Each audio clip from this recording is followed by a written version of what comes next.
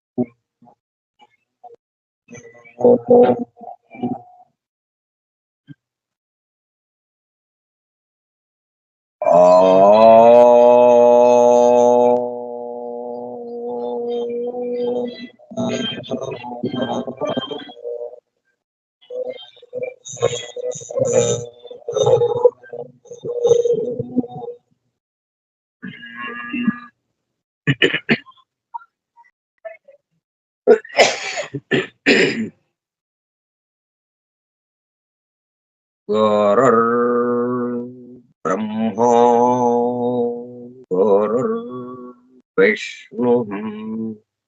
गुरुर्देवो महेश्वरः गुरुः साक्षात्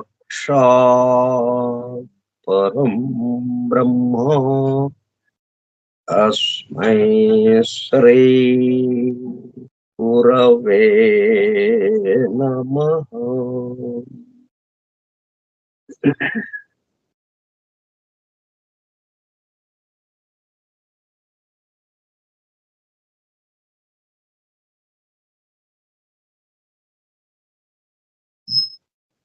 వాసుదేవ హల్లెలూయా. 4/4/2024 గురువారము ఉదయము 10:15 జాఫ్రీ హడ్సన్ ద్వారా అందింపబడిన పరమాద్భుత దివ్య గ్రంథము the hidden wisdom in the holy Bible.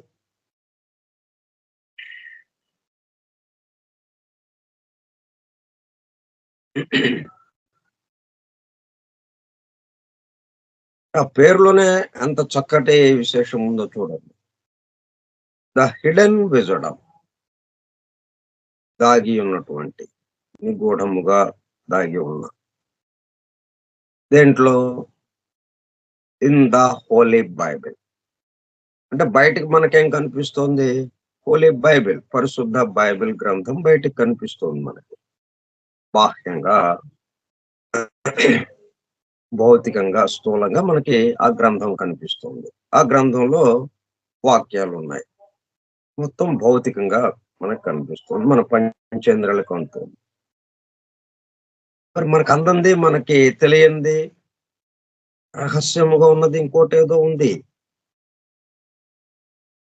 అదే ద హిడెన్ విజ్డమ్, అదే దైవము. అట్లా ప్రతి దాంట్లోనూ ఏదైనా కానీ రూపము, జీవము.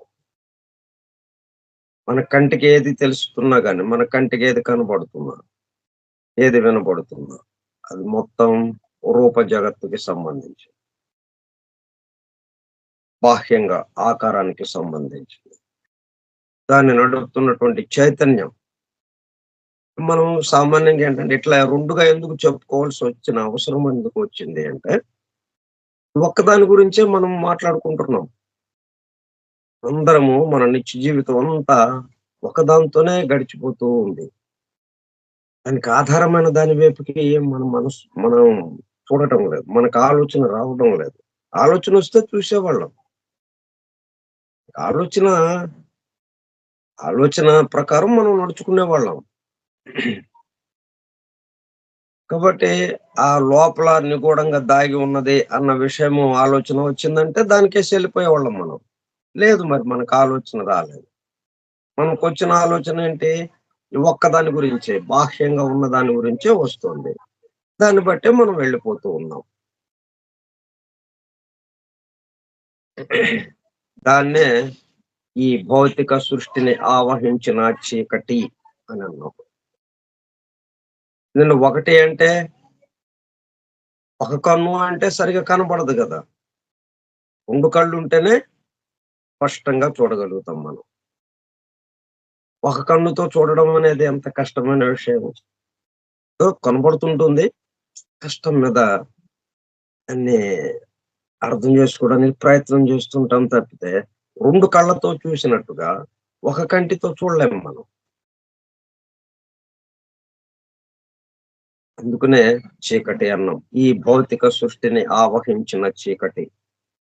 దాని నుండి దైవానుభూతి యొక్క వెలుగులోనికి పరివర్తన చెందుట.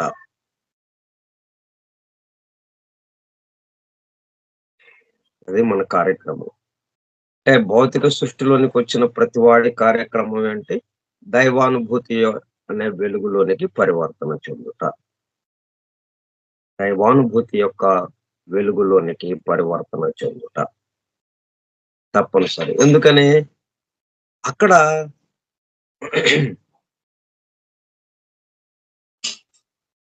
ఆ ఏకత్వ స్థితి ఏదైతే ఉందో, ఆ దైవానుభూతి ఏదైతే ఉందో, అది గదా మారిందిప్పుడు. అది అదిగానే ఉంటే ఇది అసలు ఈ గొడవే లేదు మనకి.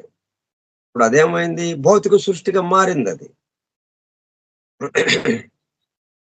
ఆధ్యాత్మికంగా ఏదైతే ఉందో, ఆత్మ విషయంగా ఏదైతే ఉందో, ఒక్కటిగా ఒక్కటే అని ఏదైతే ఉందో సుప్రీం రియాలిటీ అని, అది కాస్త ఏమైంది? ఉన్నోడు ఉండకుండా భౌతిక సృష్టిలోకి దిగాడు.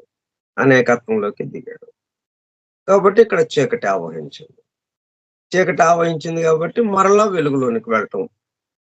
సరే వెలుగులో ఉందామా అంటే, మళ్ళీ అక్కడ ఉండనివ్వటం లేదు. మళ్ళా వెలుగులో నుంచి మళ్ళీ ఈ భౌతిక సృష్టిలోకి. ఇట్లాగా తమాషాగా జరుగుతూ ఉందనమాట. ఎక్కడ ఆగటం ఉండదు. ఉన్న స్థితి నుంచి దాని తరువాత స్థితి. నువ్వు వెలుగులో ఉన్నావా? చీకట్లోకి.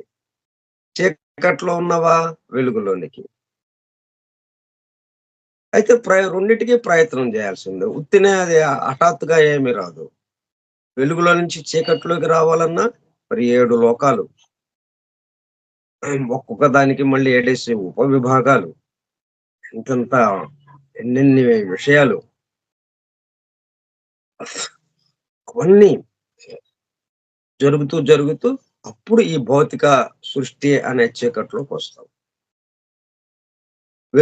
వెలుగులో ఉన్న వాళ్ళం కాస్త ఈ భౌతిక సృష్టి అనే చీకట్లోకొచ్చాం. పోనీ ఇక్కడ ఉందామండి. ఏదో చీకటో, వెలుగో ఏదైతే ఏమైంది.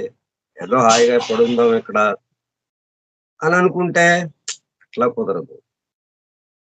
పద, పద, ముందుకు పద, తోసుకు పదండి, ముందుకు పదండి అని మన కమ్యూనిస్టోళ్ళ స్లోగన్ లాగా ముందుకి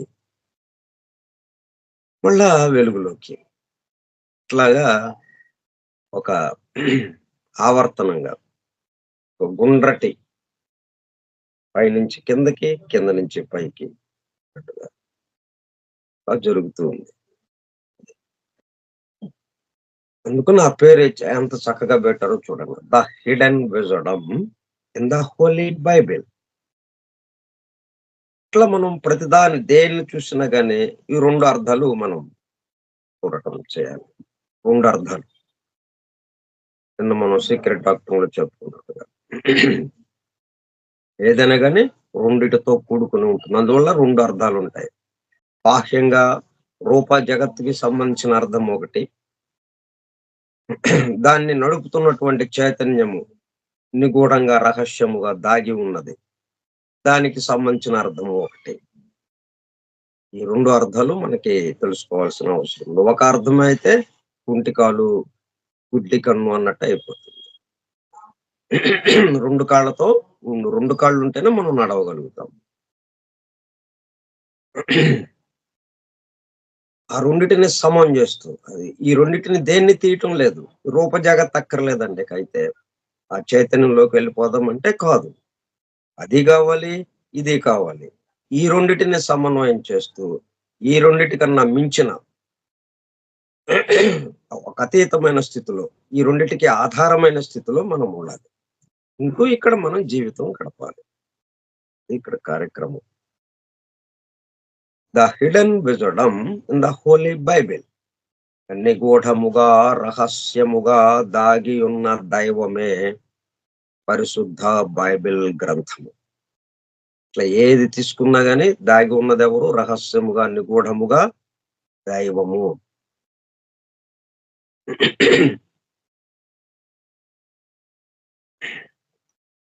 గ్రంథ పఠనము, అధ్యయనము, అవగాహన, ఆత్మదర్శనము కార్యక్రమం.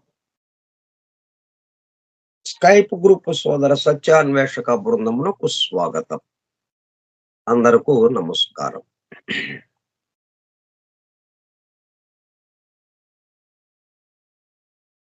మనం ఇప్పుడు ఇక్కడ భౌతిక సృష్టిలో మనం ఉన్నాం కాబట్టి ఇక్కడ స్లోగన్ ఏమిటి? ఈ భౌతిక సృష్టిని ఆవహించిన చీకటి నుండి దైవానుభూతి యొక్క వెలుగులోనికి పరివర్తన చెందుట. ఇది మన స్లోగన్, మన లక్ష్యం, మన గమ్యం. దీనికి సంబంధించి ఏది, ఎక్కడ ఏది, ఎటువంటి సాధనలున్నా, ఎటువంటి గ్రంథాలున్నా, ఏమున్నా సరే దీనికేసి వెళ్ళటం కోసం, వెలుగుగా పరివర్తన చెందటం కోసం. ప్రవక్తలు వచ్చి వాళ్ళు చేసిన కార్యక్రమమైన దీనికోసమే. జీసస్ ద క్రైస్ట్, అంటే క్రీస్తు తత్వాన్ని తనలో నింపుకున్నటువంటి ఆ జీసస్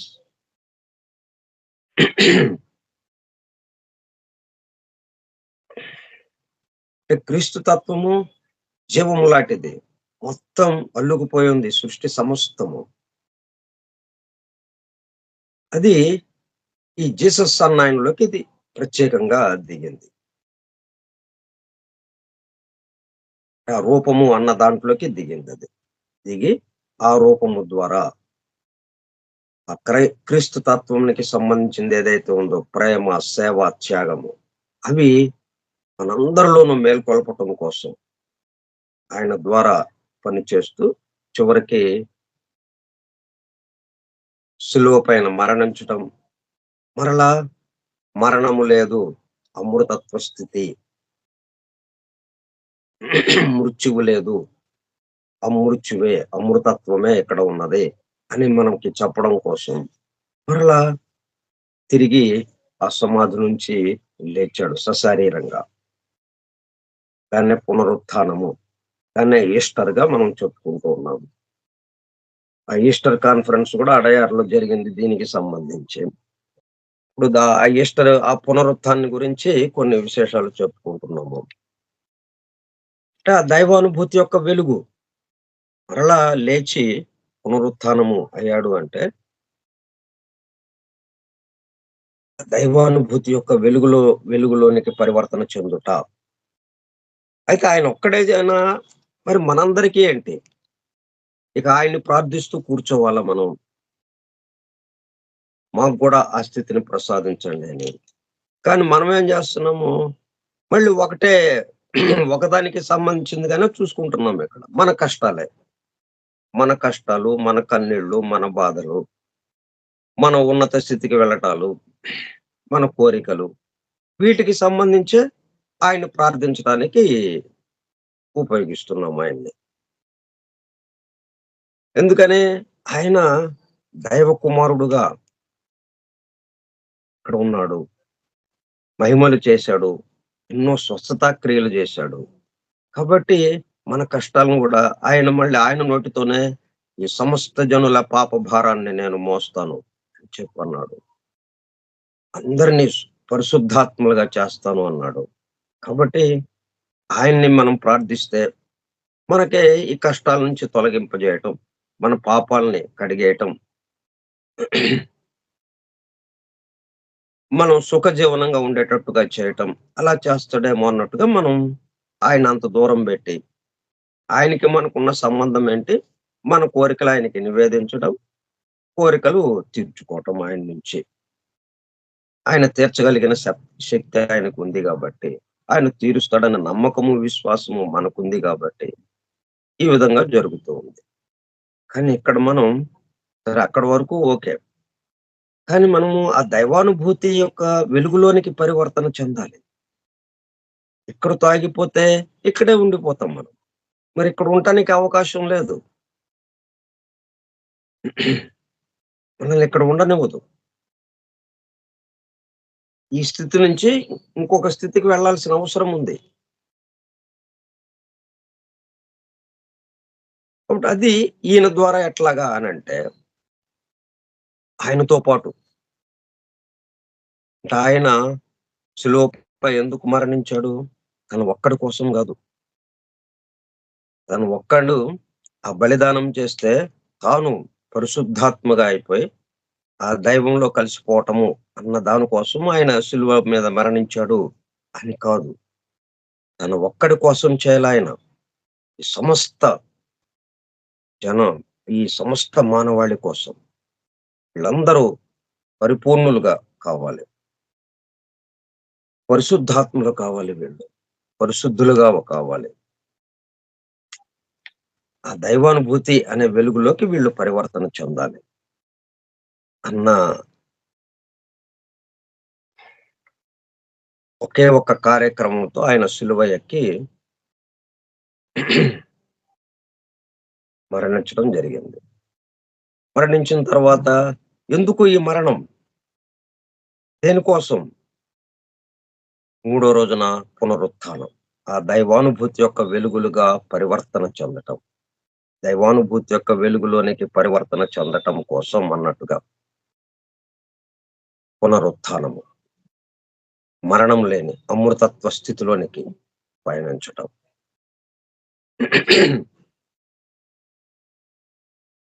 అది ఆయన ఒక్కడికేనా? మనందరికీనా? మనందరి కోసం కాబట్టి మనము చేయవలసిందేంటి? ఇప్పుడు సినిమా ఆడుతుంది థియేటర్‌లో. సినిమా అందరి కోసం గదా! కానీ మరి ఎళ్లి చూడాలి గదా మనం. అక్కడెక్కడో థియేటర్‌లో ఆడుతుంటే, మనం అక్కడ రోడ్డు మీద తిరుగుతా మన కోసం సినిమా ఆడుతుందంట అక్కడ అంటే ఎలాగా? దాన్ని చూడాలి గదా మరి. సినిమా చూస్తే అప్పుడు ఆ సినిమాకి సంబంధించిన విషయం మనలో అనుభూతి కలుగుతుంది. అట్లాగా ఆయనేమో అక్కడ శిలువపై మరణించాడు. మరి మనమేంటి? మనందరిని కలుపుకునే ఆయన మనందరి కోసం గదా చేసింది. కాబట్టి మనందరిని కలుపుకుని అక్కడ జీసస్ ద క్రైస్ట్ అక్కడ శిలువ మీద మేకులు కొట్టబడి మరణించటానికి సిద్ధముగా ఉన్న స్థితి. అప్పుడెవరున్నారక్కడ? ఆ శిలువ పైన ఈ సమస్త మానవాళి తనలో కలుపుకున్నటువంటి ఆ యేసుక్రీస్తు అక్కడ ఉన్నాడు. కాబట్టి ఆయనకి ఏదైతే జరుగుతుందో, ఈ సమస్త మానవాళికి అది జరిగి తీరుతుంది. అయితే ఇప్పుడు ఆయనకే చూడాలి మరి. సినిమా చూస్తేనే గదా! సినిమా అనుభూతి మనకందేది. థియేటర్‌లో సినిమా ప్రదర్శింపబడుతుంది. ఆ సినిమా చూస్తున్న వాళ్ళకే అనుభూతి గాని, మనం రోడ్డు మీద తిరుగుతా మన పనిలో మనం ఉంటా ఉంటే, ఆ సినిమాకి మనకి సంబంధం ఏముంది? సినిమా ఆడుతుంది. కానీ దానికి మనకి సంబంధం ఏంటి? దానికి మనకి సంబంధం ఉండాలంటే దాని వెనక చూడాలి. అట్లాగే ఆ జీసస్ ఒక్కసారి జరిగింది ఆ కార్యక్రమం, ఆ సంఘటన, ఆ సన్నివేశం. ఇక మరల జరగక్కర్లేదు. ఒక్కసారి వన్ టైమ్ సెటిల్‌మెంట్. మనం ఏదన్నా ఈ మున్సిపాలిటీ వాళ్ళు ఒక ప్రభుత్వానికి ఏదన్నా ఎక్కువ బాకీలుండిపోతే, ఇట్లా కాదులెండి మీకు తగ్గిచ్చేస్తాము. One time settlement. ప్రతిసారి ఇట్లాగా సంవత్సరం కట్టడాలా ఏం లేకుండా వన్ టైమ్ సెటిల్‌మెంట్. ఒక్కసారితో పూర్తయిపోతుంది అన్నట్టుగా ఒక్కసారి అది జరిగింది. అయితే మనందరి కోసం దాన్ని ప్రతి సంవత్సరం దాన్ని గుర్తు చేసుకుంటున్నాము. ఆ సన్నివేశాన్ని, ఆ సంఘటనని. ఎందుకు?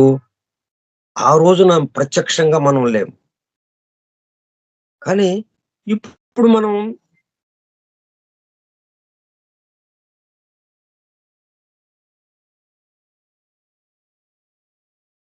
ఆయనతో మనం ఉన్నాము అన్న భావనతో చూసేటప్పుడు కల్లా ఆ సన్నివేశాన్ని, ఆ సంఘటనలో తాదాత్మ్యం చెందితే మనం క్రీస్తుకి ఏదైతే జరిగిందో మనకు కూడా అదే. ఈ భౌతిక సృష్టిని ఆవహించిన చీకటి నుండి దైవానుభూతి యొక్క వెలుగులోనికి పరివర్తన చెందుట, ఆ అమృతత్వ స్థితిలోకి వెళ్ళుట జరిగి తీరుతుంది. అందుకే ఆ పునరుత్థానానికి సంబంధించి ఇంకా కొన్ని విశేషాలు మొన్న ఆదివారం నాడు చెప్పుకున్నాం. ఇంకా కొన్ని విశేషాలు ఈ రోజు కూడా చెప్పుకుందాం. ఇది జాన్ వెస్లీ అన్నాయన, doctor John Wesley Christ worship centre రాజమండ్రికి సంబంధించిన ఆయన. ఆయన రాసిన వ్యాసం ఇది. సిఎస్ లూయి అనే సుప్రసిద్ధ సువార్తికుడు, వేదాంతవేత్త ఇలా అంటాడు. యేసు ఈ లోకానికి వచ్చి తానెవరో లోకానికి తెలియచేశాడు. నేను లోకానికి వెలుగును, జీవాహారము నేనే. మార్గము, సత్యమును, జీవమును నేనే అని చెప్పడంలో మనిషి మనసులో ఉన్న ప్రశ్నలకు జవాబులనిచ్చాడు. ఇక్కడ కొంత మనము పొరపాటు పడడానికి అవకాశం ఉంటుంది. నేను మార్గమునై ఉన్నాను. క్రీస్తు నోటి నుంచి వచ్చిన మాట అది. ఆయన ఉపదేశాల్లో అత్యద్భుతమైన ఉపదేశం. నేను మార్గమునై ఉన్నాను. మనందరి కోసము ఆయన మార్గంగా మారాడు. దిక్కు తె దారి తెన్ను తెలియక దిక్కుతోచని అంధకారంలో ఉన్నటువంటి మనల్ని, ఆ భౌతిక సృష్టి అనిచ్చి ఆవహించిన చీకటిలో ఉన్న మనల్ని వెలుగులోనికి పరివర్తన చేయటానికి ఒక మార్గంగా ఈయన ఉన్నాడు. అయితే ఆ నేను ఏంటి?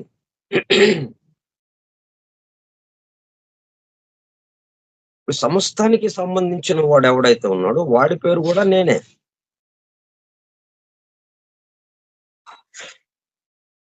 ఇక్కడ ఉన్నది ఒక్కడే, నేను, అంతే. అయితే మనందరము ఆయన యొక్క రూపాలం కాబట్టి ఆయన పేరుతోనే మనము ఇక్కడ వ్యవహరిస్తూ ఉంటాము. అయితే అక్కడ ఇక్కడికొచ్చిన ఇబ్బంది ఏంటంటే మనకి ఆయన నేను అన్నప్పుడు ఈ సమస్త సృష్టి, ఈ వ్యక్తము, అవ్యక్తము, సృష్టి స్థితి, ప్రళయ స్థితి, అనేక విశ్వాలు, ఇవన్నీ ఉంటూ వీటికి అతీతంగా కూడా ఉన్నటువంటి, వీటికి ఆధారంగా ఉన్నటువంటి, మార్పులకు గురి కాకుండా ఎల్లప్పుడూ శాశ్వతంగా ఉన్నటువంటి, అపరిమితుడైనటువంటి, ఆమ్నిషెంట్, ఆమ్నిప్రెజెంట్, ఆమ్నిపొటెంట్ అనగా సర్వజ్ఞాని, సర్వశక్తిమంతుడు, సర్వవ్యాపిగా ఉన్నటువంటి ఆయన పేరు నేనే. ఆయన నేను అన్నప్పుడు ఈ మొత్తం కలిసి ఉంటుంది. అది దాంట్లో ఇంక్లూషనే కానీ ఎక్స్క్లూషన్ లేదు. ఇక మొత్తం తనలో నింపుకున్నటువంటి, సమస్తము తనగా ఉన్నటువంటి ఆ మొత్తాన్ని కలిపి నేను అంటాడు. ఆ నేనులో ఈ మొత్తం కలిసిపోయి ఉంటుంది. ఇప్పుడు పుస్తకము 1000 పేజీలు ఉంది. The secret doctrine volume 1 and 2 అని దాని పేరుంది. ఆ పేరులో ఈ 1000 పేజీలు కలిసిపోయి ఉన్నాయి. ఈ 1000 పేజీల్లో ఉన్నటువంటి అనేక వేల లక్షల వాక్యాలు, ఆ వాక్యాల్లో ఉన్నటువంటి పదాలు, ఆ పదాల్లో ఉన్నటువంటి అక్షరాలు అన్నీ కలిసిపోయి ఒక్క పేరులో వచ్చేసింది. మరి మనం నేను అంటున్నాం మనం కూడా. ఎందుకంటే తప్పనిసరిగా అది మన పేరు. ఆయన యొక్క అంశే కదా మనం కూడా. దైవాంశే ఇక్కడ ఉంది కాబట్టి, దైవం పేరేంటో మనం ఇక్కడ కూడా ఆ దైవాంశం కూడా అదే పేరు. కాబట్టి నేననే వస్తుంది మనకు కూడా. ఇది ఒకళ్ళు చెప్పింది కాదు అది. అప్రయత్నంగా అలా వచ్చేసింది అంతే. అంటే దానికి సంబంధించిన వాళ్ళం కాబట్టి, ఎవరు పెట్టారండి నేను అని పలకమని ఎవరు చెప్పారు? పలికేస్తున్నాం మనం. అయితే ఇక్కడ నేను అంటున్నాము బాగానే ఉంది. కానీ ఈ నేనులో ఏమైంది? దేహానికి పరిమితమైనటువంటి, చాలా చాలా అత్యంత పరిమితమైనటువంటి వాటి వరకే ఆ నేను అని అంటున్నాము. అంటే భౌతిక సృష్టికి సంబంధించిన విషయంగా. ఆ చీకటిని ఇట్లా 2గా ఉన్నటువంటిది ఏదైతే ఉందో, ఆ రెండిట్లో ఒకదాన్ని పట్టుకొని అది నేను అంటున్నాము. అందువల్ల ఇక్కడ మనమేంటి ఎవరన్నా నేను అన్నారంటే, అప్పుడు ఎవరైతే నేను అన్నారో, ఆ నేనుకు సంబంధించిన ఆ దేహం వరకే మనం గుర్తుపెట్టుకుంటాం. ఇప్పుడు యేసుక్రీస్తు నోటి నుంచి నేను అనే పదం వచ్చింది. కాబట్టి మనం ఏమంటున్నాము? యేసుక్రీస్తు ఒక ఆకారంతో 2000 సంవత్సరాల క్రితము మన మధ్యన నడయాడున్నటువంటి ఆ అవతార పురుషుడు, ఆ ప్రవక్త ఒక ఆకారంతో, ఒక మానవాకారంతో నడయాడాడిక్కడ. ఆ మానవాకారాన్ని గుర్తుపెట్టుకొని, నేను అంటే ఆ మానవాకారము. కాబట్టి ఆయన, ఆయన మార్గమై ఉన్నాడు. కాబట్టి మనందరము కలిసి ఆయన దగ్గరికెళ్ళిపోదాం అన్నట్టుగా భావన కలుగుతోంది. అప్పుడదేమైంది? అదొక మతంగా, అదొక ప్రత్యేకత అన్నట్టుగా అయిపోయింది. మళ్ళీ అది పరిమితమైపోయింది. మళ్ళీ ఒకదానికే ఎళ్ళిపోయాం మనం. కాబట్టి ఇక్కడ ఈయన నేను అంటున్నాడంటే, మొత్తానికి సంబంధించిన నేనుగా మాట్లాడుతున్నాడాయన. అది గుర్తుపెట్టుకోవాలి మనం. నేను మార్గమునై ఉన్నాను.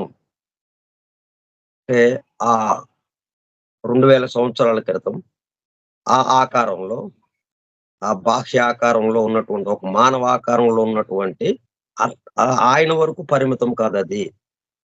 ఆ నేను.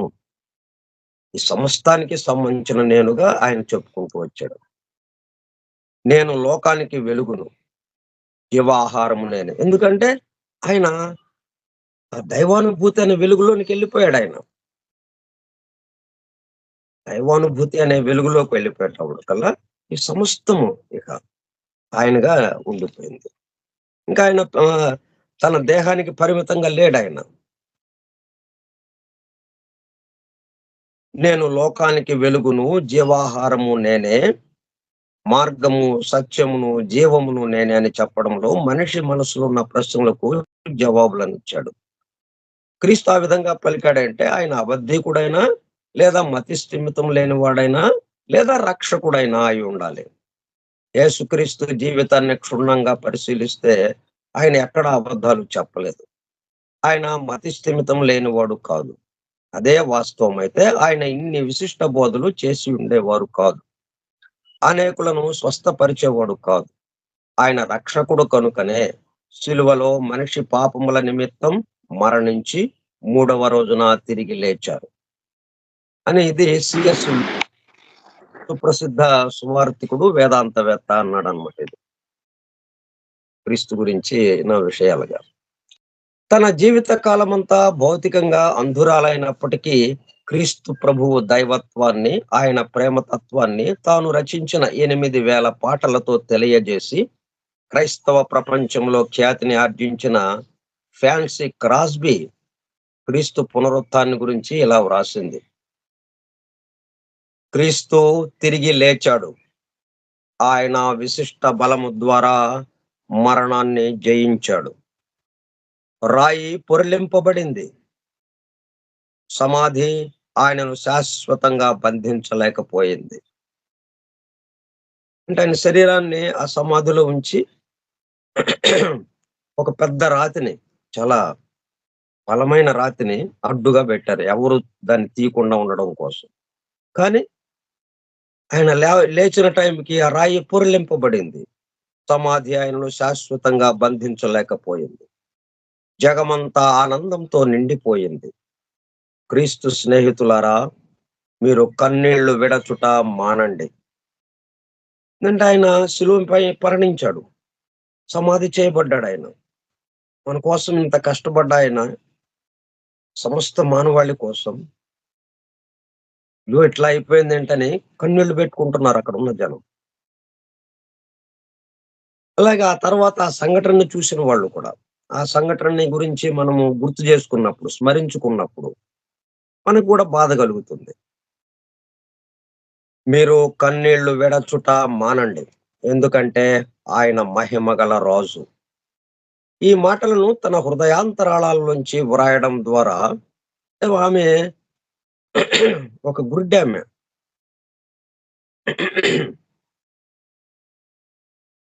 భౌతికంగా అంధురాలామె. కానీ క్రీస్తు ప్రభువు యొక్క దైవత్వాన్ని, ప్రేమతత్వాన్ని 8,000 పాటల్లో రచించింది. ఫాన్సీ క్రాస్బీ ఆమె చెప్తున్న మాటలన్నమాట ఇవి. ఆయన మహిమగల రాజు. ఇట్లా వెలుగు అనేది ఆమె దర్శించింది. ఈ భౌతిక సృష్టిని ఆవహించిన చీకటిని తన భౌతికమైనటువంటి అంధత్వంతో ఉన్నప్పటికీ, ఆ చీకటిలో ఉన్నానన్నట్టుగా ఉన్నప్పటికీ, ఆ చీకటి కాస్త ఏమైంది ఆమెకి, ఈ ఈయనతో తాదాత్మ్యం చెందేటప్పటికి క్రీస్తుతో ఆ దైవానుభూతి యొక్క వెలుగులోనికి పరివర్తన చెందింది. ఆమె ఇప్పుడు అంధురాలు కాదు. భౌతికంగా చూడలేకపోవచ్చు.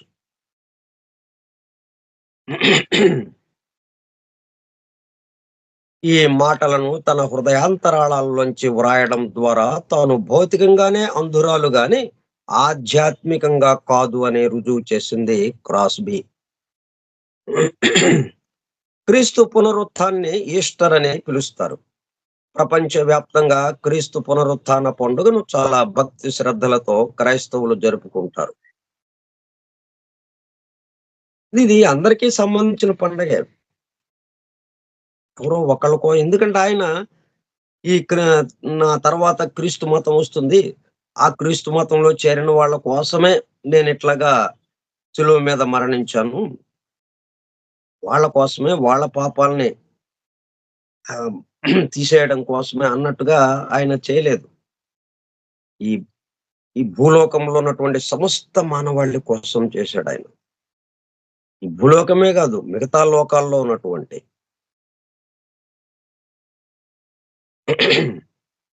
సమస్త మానవాళి కోసం చేశాడాయన. కాబట్టి అందరికీ పండుగే. అంటే ఇటువంటి వాళ్ళని పరిమితం చేయకూడదు మనం. సూర్యుడిని పరిమితం చేస్తాము మనం. రథ సప్తమి అని చెప్పి చక్కగా పండుగ చేసుకుంటున్నాం. అది హిందువుల పండుగ అయిపోయింది. హిందువుల పండుగ ఏంటి? సూర్యుడు హిందువుల కోసం వెలుగుతున్నాడాయన. ప్రకాశిస్తున్నాడా? మొత్తం అందరి కోసం ప్రకాశిస్తున్నాడు కదా! కాబట్టి అందరికీ పండగ. సూర్యుడికి సంబంధించింది ఏదైనా, చంద్రుడికి సంబంధించింది ఏదైనా, ఈ గ్రహాలు వాటికి సంబంధించింది ఏదైనా అందరికీ పండుగ. అట్లాగే క్రీస్తు. అలాగే బుద్ధుడు. అలాగే మహమ్మద్. యేసు లేఖనాల ప్రకారం మరణించి సమాధి చేయబడి మూడవ దినమున లేచెను. నా విమోచకుడు సజీవుడు అని యోబు కొన్ని వేల సంవత్సరాల క్రితమే ప్రవచనాత్మకంగా పలికాడు. దావీదు కీర్తనలలో కూడా క్రీస్తు పునరుత్థానం గురించిన ప్రవచనాలు ఉన్నాయి. నీవు నా ఆత్మను పాతాళములో విడిచిపెట్టవు, నీ పరిశుద్ధుని కుళ్ళు పట్టనీయవు. కీర్తన 16:10 అనే ప్రవచనం క్రీస్తుకు ముందు 1000 సంవత్సరాల క్రితమే చెప్పబడింది. అంటే కీర్తనల గ్రంథము ఎప్పుడు పాత నిబంధన గ్రంథంలోది. క్రీస్తు పుట్టక మునుపుది. అంటే జీసస్ పుట్టక ముందుది.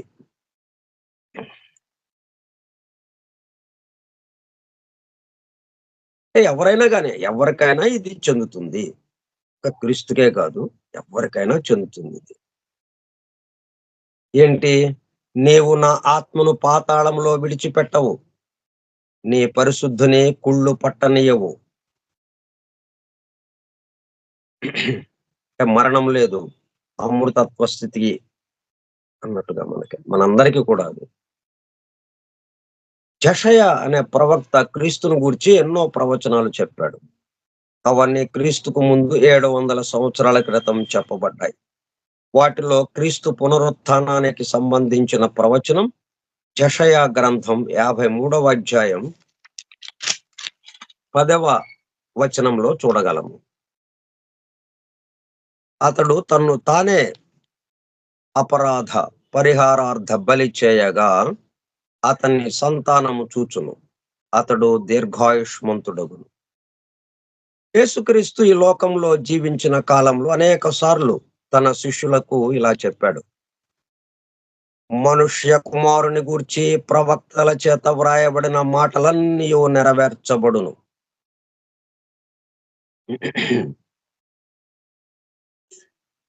వారు ఆయనను అపహసించి, అవమానపరచి, ఆయన మీద ఉమ్మి వేసి, ఆయనను కొరడాలతో కొట్టి చంపుదురు.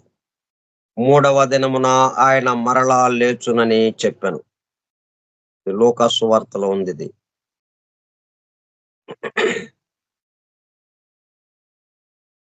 యేసుక్రీస్తు చెప్పిన మాట ఇది. ఇంకా అప్పటికి సిలువ ఇటువంటి విషయాలేమి రాలేదు అప్పటికి ఇంకా.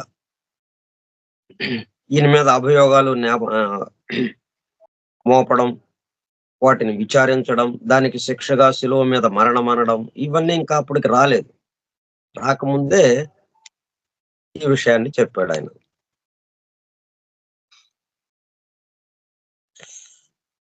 క్రీస్తు తనకు సంభవింపబోవు వాటిని ముందుగానే తన శిష్యులకు తెలియజేశాడు. వాస్తవానికి యేసుక్రీస్తుకు పొంతి పిలాతు అనే రోమన్ గవర్నర్ ద్వారా అన్యాయపు తీర్పు తీర్చబడింది.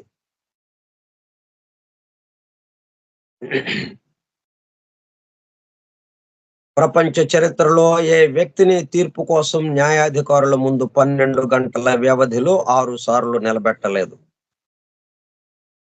చీకటి రాత్రిలో సాధారణంగా తీర్పులు చెప్పరు.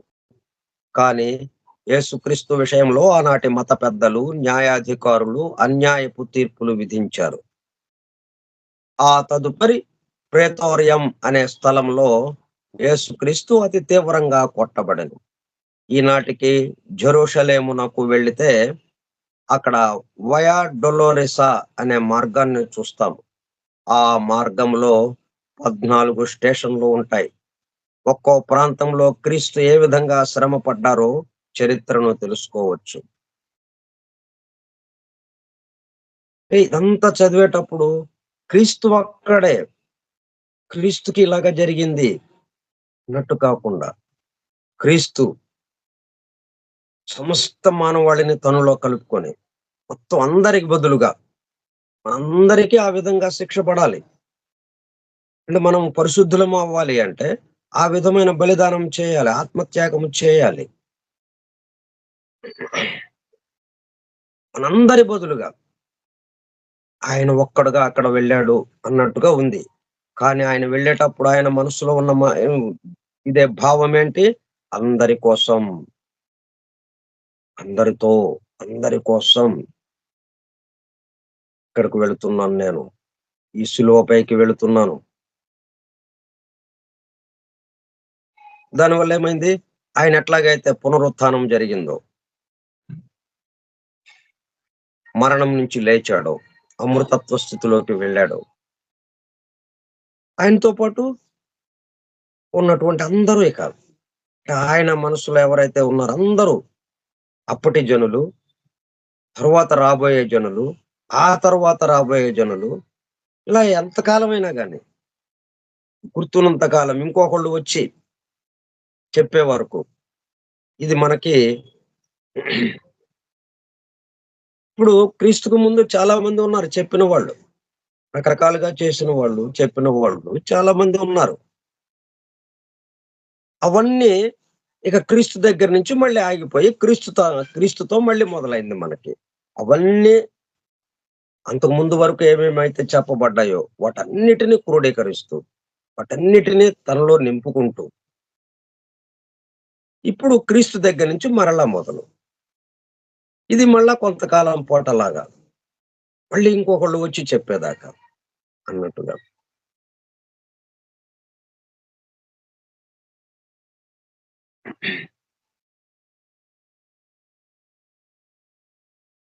యేసుక్రీస్తు శ్రమ పడ్డారో చరిత్రను తెలుసుకోవచ్చు. ఈ సన్నివేశాన్ని, ఈ సంఘటనల్ని మనము గుర్తు చేసుకుంటూ, స్మరించుకుంటూ, ఆయనతో పాటు మనం కూడా ప్రయాణం చేస్తూ, మానసికముగా ఆ భావనలో ఉండేటప్పటికి, ఆయనతో తాదాత్మ్యం చెందేటప్పటికి. ఇప్పుడేమవుతుంది, లా ఆఫ్ కంపాషన్ మన మీద పనిచేస్తూ ఉంటుంది.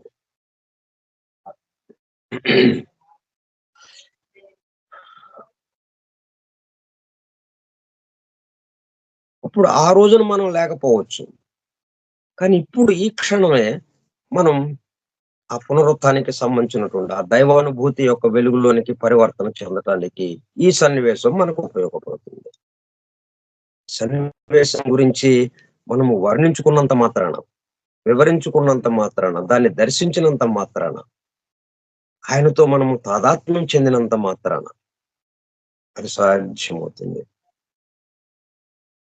శిలువ మరణ శిక్ష మొదటిగా ఫినిషియన్లు అమలు పరిచేవారు. వారి నుండి పర్షియన్లు, గ్రీసు దేశస్థులు మరియు రోమన్లు ఈ శిక్షను అమలు పరిచేవారు. అంటే రోమన్లు అనమాట ఇప్పుడు ఇది చేసింది. నేరస్తుడు వెంటనే చనిపోకుండా తీవ్రమైన బాధను అనుభవిస్తూ చచ్చిపోవాలి అనే ఉద్దేశంలో భాగంగా, అంటే తప్పు చేసిన వాళ్ళకి ఆ తప్పు పట్ల, అంటే ఇక మళ్ళీ ఎప్పుడు ఏ జన్మకైనా గానీ ఈ తప్పు చేయకూడదు. అమ్మో! ఈ తప్పు చేస్తే ఇంత బాధ ఉంటుంది అని వాడిలో పరివర్తన రావడం కోసం అన్నట్టుగా అదొక పద్ధతుల్లో అలా కొంచెం తీవ్రంగా శిక్ష వేసేవాళ్ళప్పుడు ఆ రోజుల్లో. ఎందుకు అంత తీవ్రమైన శిక్ష అంటే, ఇంక ఇటువంటి పని చేయకూడదు మనం అన్నట్టుగా. తీవ్రమైన బాధను అనుభవిస్తూ చచ్చిపోవాలి అనే ఉద్దేశంలో భాగంగా రోమన్లు ఈ శిక్షను విధించేవారు. శిలువ శిక్ష అనేది అవమానకరమైన కార్యంగా భావించేవారు. రోమన్ చట్ట ప్రకారం ఆ దేశస్థులకు శిలువ శిక్ష విధించకూడదు. కేవలం బానిసలకు, తిరుగుబాటుదారులకు, పరాయి దేశస్థులకు ఈ శిక్ష విధించేవారు. యేసుక్రీస్తుకు శిలువ మరణం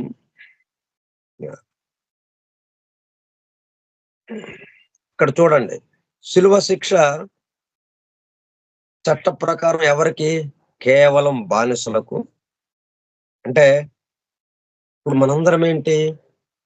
ఈ భౌతిక విషయాల పట్ల నేను, నాది, నా కోసం అన్న దానికి సంబంధించి మనకొచ్చిన ఆలోచనలను అమలు చేసేవాళ్ళంగా, మనకి వచ్చే ఆలోచనలకి బానిసలుగా ఉన్నవాళ్ళం మనం. కాబట్టి బానిసలుగా మనం సరిపోతాం. తిరుగుబాటుదారులకు, అంటే వెలుగు ఏదైతే ఉందో దాని మీద తిరుగుబాటు చేస్తున్నాం మనం. యథార్థంగా, వాస్తవంగా ఏదుందో అది కాకుండా ఇంకొకటి అన్నట్టుగా మనం చెప్తూ దీని మీద తిరుగుబాటు చేస్తున్నాం. పరాయి దేశస్థులకు, అంటే మనం ఉన్నది స్వస్థితిలో లేకుండా పరాయి స్థితిలో ఉన్నాం మనం. అనేకత్వ స్థితిలో ఉన్నాం. స్వస్థితి, ఏకత్వ స్థితిలో లేం మనం. అందువల్ల పరాయి దేశం అయ్యాం మనం. పరాయి దేశస్థులకు ఈ శిక్ష విధించేవారు. అందువల్ల అట్లా సంకేతాత్మకంగా నేను మనందరము ఇట్లా దీనికి సంబంధించిన వాళ్ళం కాబట్టి ఆ శిక్ష విధించడం జరిగింది.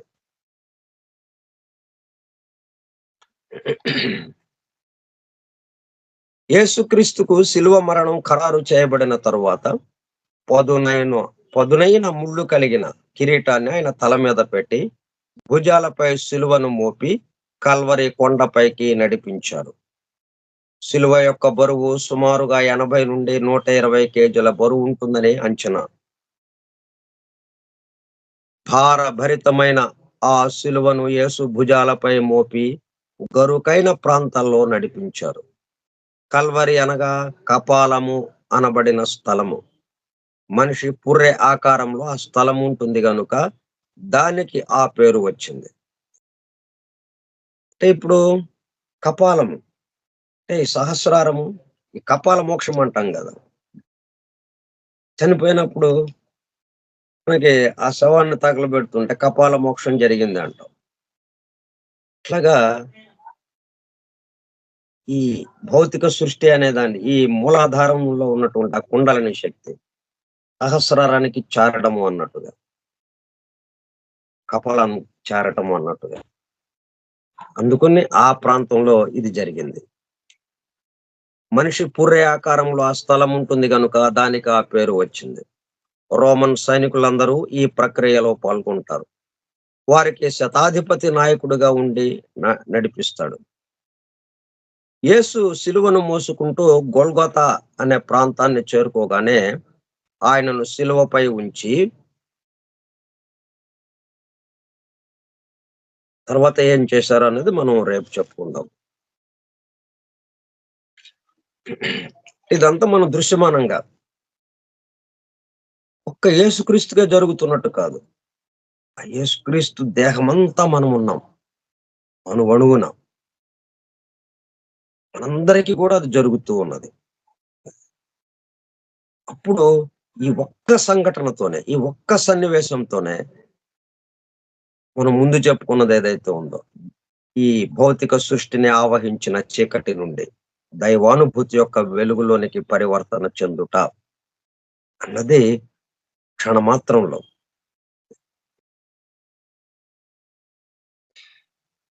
ఆ పరివర్తన చెందటం అనేది జరుగుతుంది. మిగతా విషయాలు రేపు చెప్పుకుందాం.